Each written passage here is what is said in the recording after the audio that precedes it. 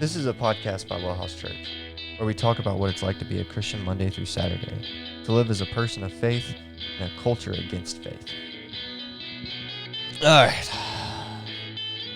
So we're still talking about feminism. Mm-hmm. But let's talk about why feminism needs to exist. Okay. And I think the easy answer to that question is toxic masculinity. The easy answer to that question is women suffer. Yeah, they do. But why do women suffer? Because toxic men. Yes, because of toxic men. And when we first started talking about this idea of, when Cullen and I first started talking about toxic masculinity on this podcast, I felt like it would be helpful to split it up into 2 episodes and do one episode on the social implications of toxic masculinity and what we see in society. And then in the second episode, narrow it down to more of a church context. Ooh, yeah. Did you see the report that just came out about the Catholic Church? It's a 2,500 page report. Yeah, I can do that. Oh my gosh, I can do that. No, there's so much material for it. It is unfortunate that there is an infinite amount of material for it. But kind of the framework for this episode, and I kind of want to lay it out for everyone, because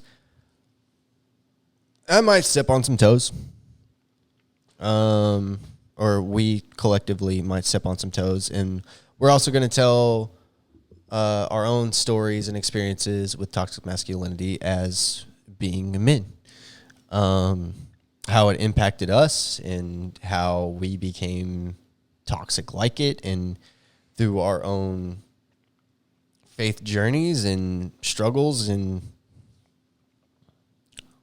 we are fighting our toxic natures. Well, I think part of it is just becoming more learned, right? Just educating yourself and learning the issues, and I say this all the time. I'm very well read. Yeah.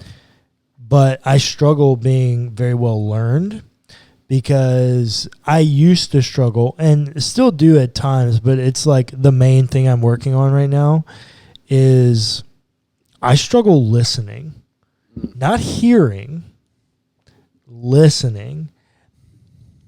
I can listen to audiobooks and podcasts and hear all of it, but listening to individual stories is something that I think is really important for someone who's trying to learn and better themselves. Yeah.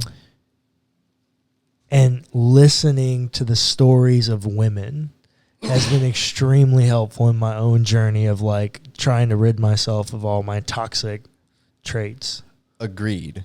But that's also, not listening is a very stereotypical toxic male trait. Yes. Not the only kind of people that don't listen. Right. But historically, it's kind of a telltale sign for a toxic male. It's very stereotypical. Because even when you're talking with your homies, you're not listening. You're thinking about your comeback. Yeah, you're waiting for your next opportunity to cut them down. To strike. That's right. And you're waiting for them to say something stupid that you can make fun of. Well, and unfortunately, one of the reasons that the Karate Kid movie was so successful was because it's the underdog who beats the toxic male. Yeah. But they are the epitome of the toxic male. Do you know why? Strike first, strike hard, no mercy. Yeah. That if you were going to Urban Dictionary's definition of the toxic male is strike first, strike hard, no mercy. Like if that was on there, I'd be like, on. You're missing a very important piece of that too. Strike first, strike hard, no mercy, sir. Yeah, I mean the sir right there asserting dominance. Yeah. That there's a pack leader to this cult. Yeah. Yeah, like Yeah. what's his name? The old dude. Oh, I don't remember. I can't remember either. Cobra Kai. It's coming back. I'm super excited. Yeah. But no, fundamentally, toxic masculinity is a thing that has always existed. Yes. I firmly believe that. We see elements of it. We were just talking about it yesterday. Exactly. We see elements of it in Adam in chapter 3. Shifting all of the blame off of himself onto God and Eve. Yep. The woman that you gave me. Yep. Right? And it just concentrated. We see as sin develops,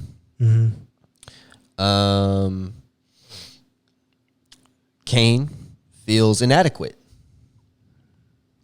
And how does he deal with that?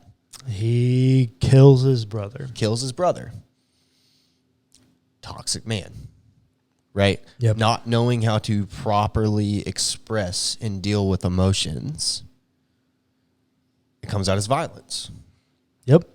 And we see this throughout the rest of history. Yeah, literally the rest of existence. This sort of, I'm a man and I feel inadequate in some way. I have some sort of insecurity. Yeah. I have some sort of emotion that I don't want to deal with. Right. So I take it out on other people. Yep. And so with that idea that it goes back that far,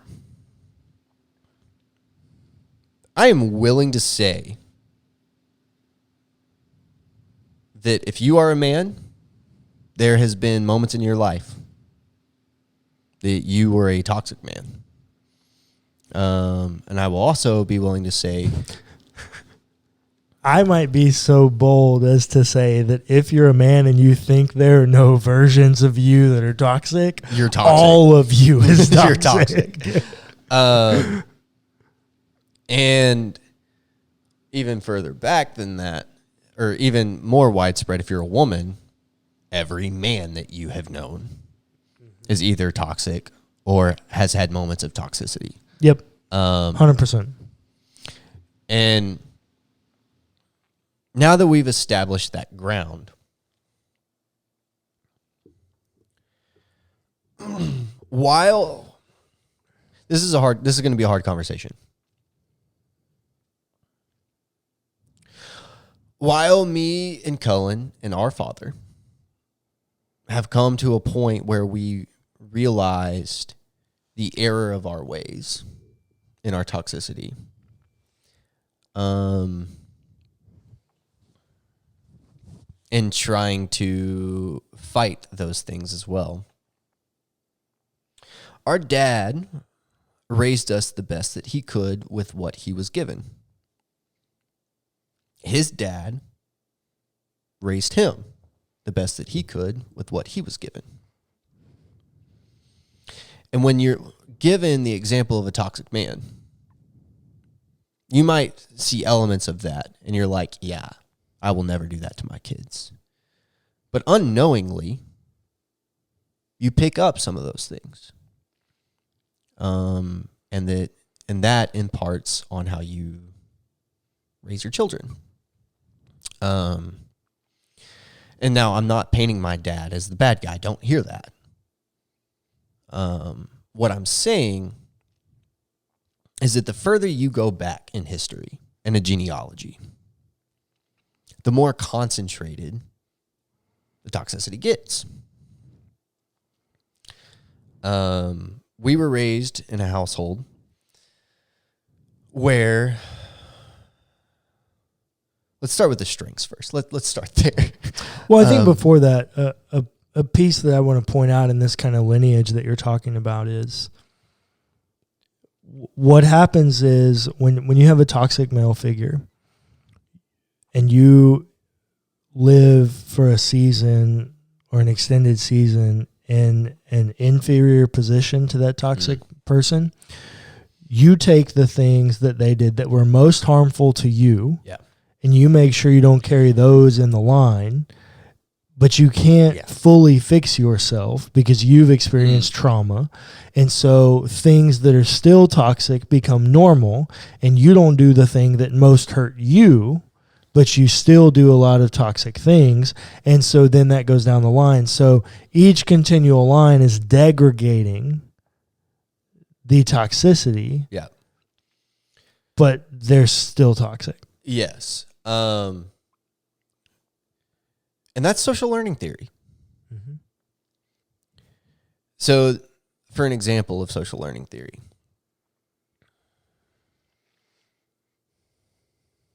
if a father abused their son, how do you think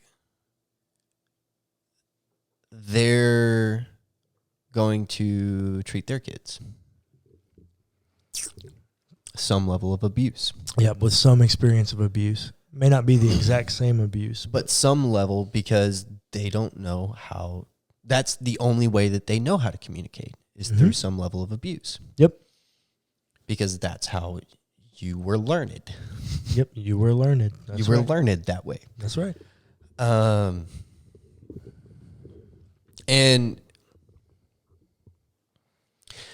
so starting with the strengths of our family in relation to toxic masculinity,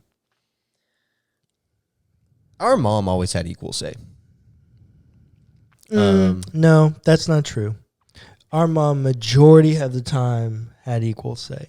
But I can remember several times where I would hear mom say things like, well, dad's the spiritual leader of our household, so I'm going to default to him.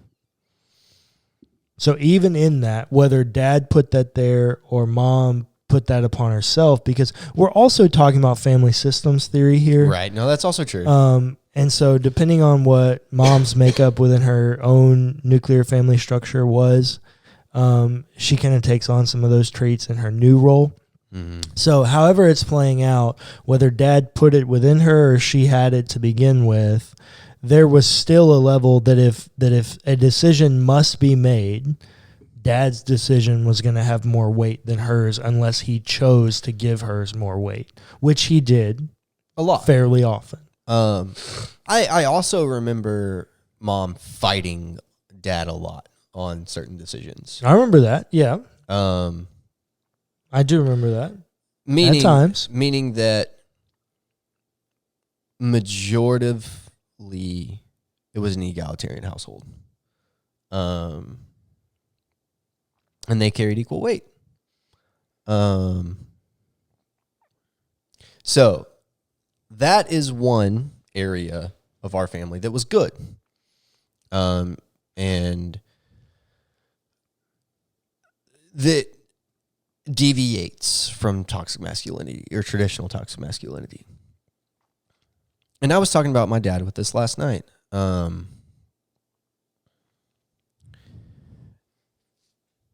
Through no fault of his own, just doing the best that he knew how based on what he was given, right? As we've set this up. We were raised in ways that showing emotion was not the norm. I'm having a hard time wording this and trying to talk through it because I know our dad listens to this and I don't want him to feel like the bad guy. Well, let me try. I've got some good stories that can kind of capture the spirit of it without being too harsh. First, I want to say, to our dad's credit, I remember being a kid going, men don't show feelings.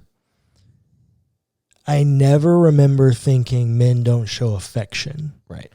Because our household was a very affectionate household. That is a very good point.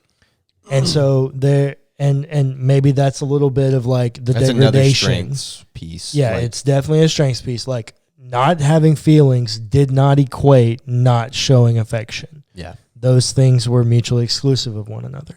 But I can remember being in elementary school, and we lived in a terrible little oil-filled house.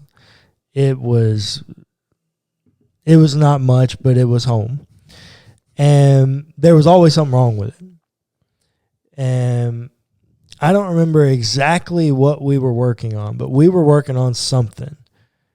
And we were always, that's the other thing I will say. Always working. A strength of our childhood, however you want to phrase it.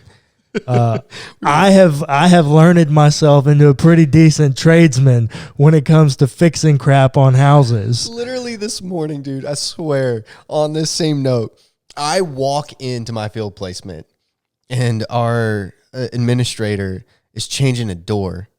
And he was like, you could tell that he was wanting help, but he didn't want to ask. Yeah. And I was like, you need some help? And Yeah. he was like, yeah, if you could just blah, blah, blah, blah. Yeah. And then he calls me later and he says, hey, can you take the lock off that door? You know how to do that, right? And I was like, yeah. I got you, bro. Not a question. And then I essentially put the door up and like all these things. Another good strength is it is. But Dad taught us a lot. He did. And I remember something had happened and we were fixing something. And I remember it, I think the kitchen sink was leaking is what it was. Or there was a problem with the piping or we were replacing something because we'd cut a hole in the floor. And I'm sitting in the kitchen I'm like in the kitchen, in the cabinet, looking down as Dad's outside under the floor fixing something. And we've been at it for a while, and Dad's pretty upset. And Mom walks in and goes, hey, Kevin, I need to talk to you. Your grandmother just died. Grandma where? And they talk for a few minutes logistically. Okay, when's the funeral? How do we get there? All these kinds of things. So they're talking. And, you know, a few minutes goes by and Dad goes, well, I got to finish this. So let me finish and then we'll finish talking. So we go there for a minute and it was just dead silent. And I just remember after, you know, maybe 30 seconds or so, looking down at our dad and going, hey, Dad, do you want me to do this so you have a minute? And our dad goes, no, I need to keep my mind busy. That's as looking back on that moment now, that's the classic sign of somebody that doesn't want to look like they're feeling. It doesn't want to have to deal. Yeah. And I don't think that our dad will mind us talking about this because he said it at a well not too long ago with other people there. Yeah. He doesn't like to, but he just made the comment that there's this box.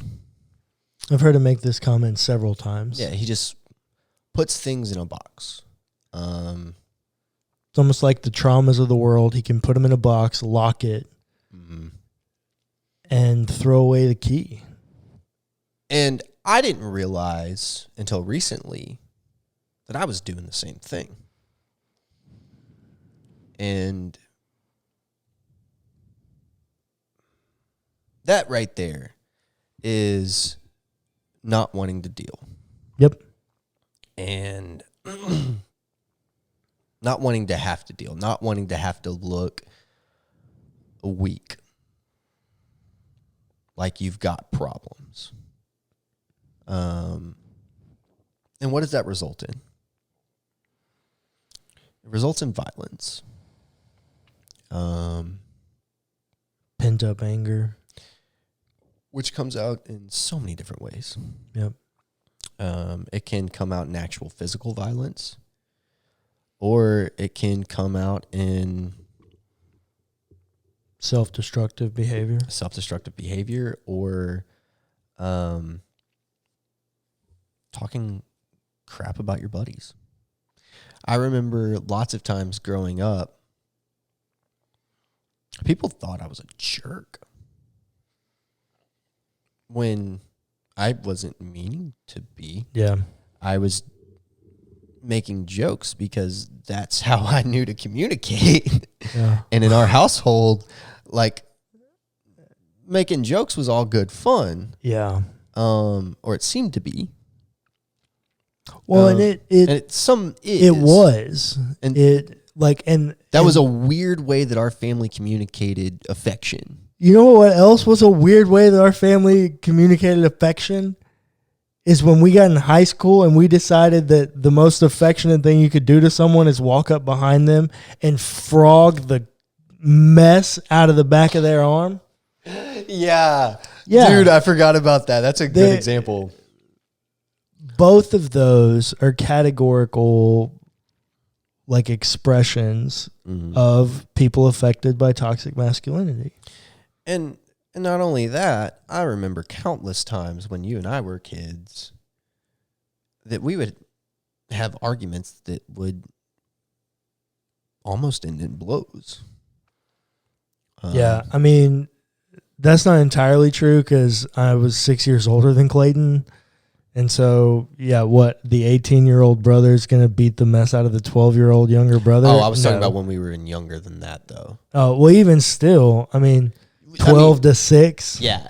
I mean, it's not really much of a fight. You did. And I can remember when you were 3, you did punch me. Yeah. I actually remember multiple times, though, you threatened to punch me.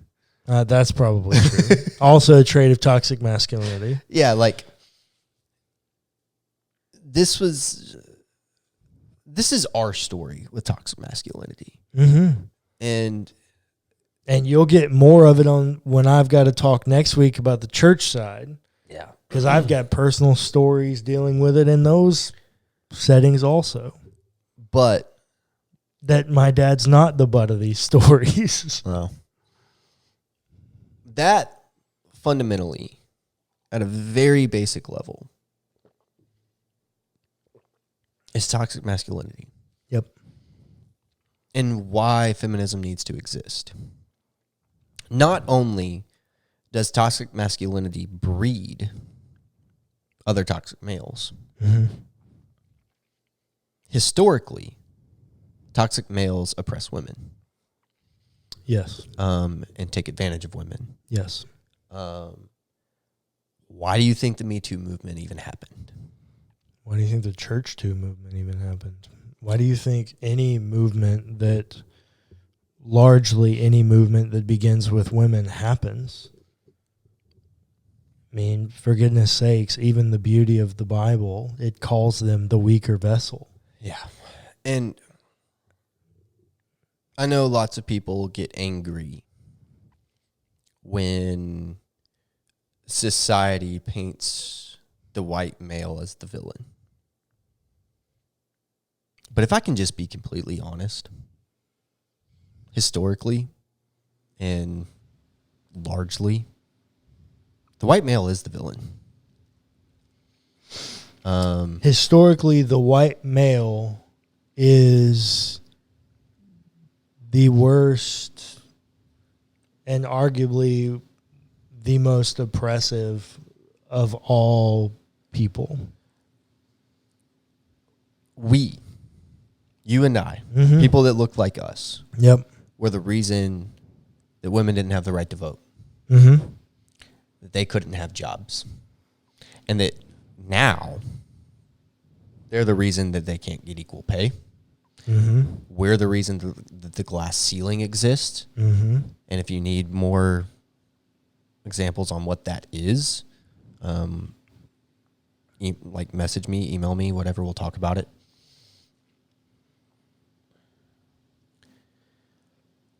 We are the reason, people that look like us are the reason that women don't have the same freedoms that they should. I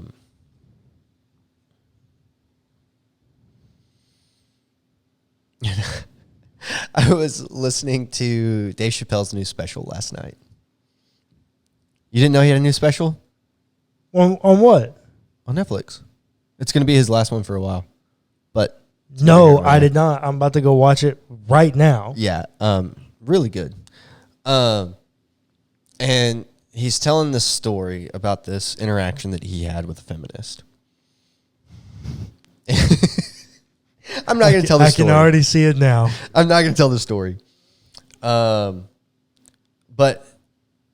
he said, I didn't actually know what a feminist was. And then he said what he thought a feminist was that I will not repeat on a public platform. Gotta love Dave, but he uses some wordy dirds. Yeah. But he said, I Googled the definition, the Webster definition of a feminist. It is someone who believes in equal rights for women. And based on that, I consider myself a feminist.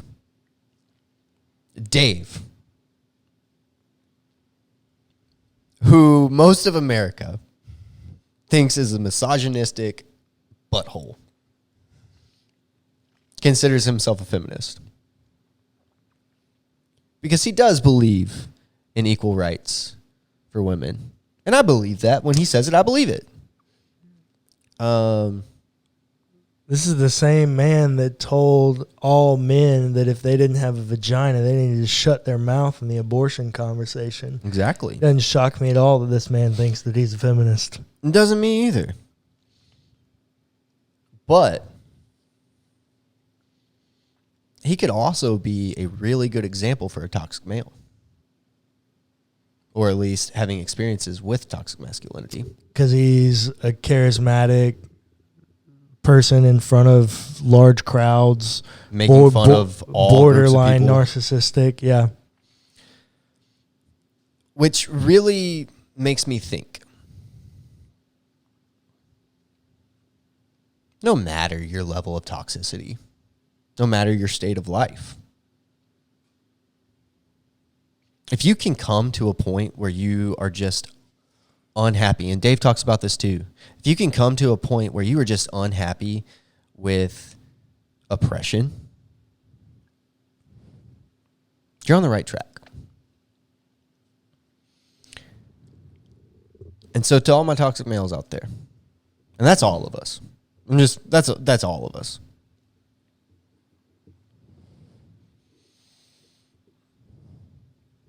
I want you to sit where you are right now and ask yourself the question. And be honest with yourself. Are you actually unhappy with the state of oppression in our world?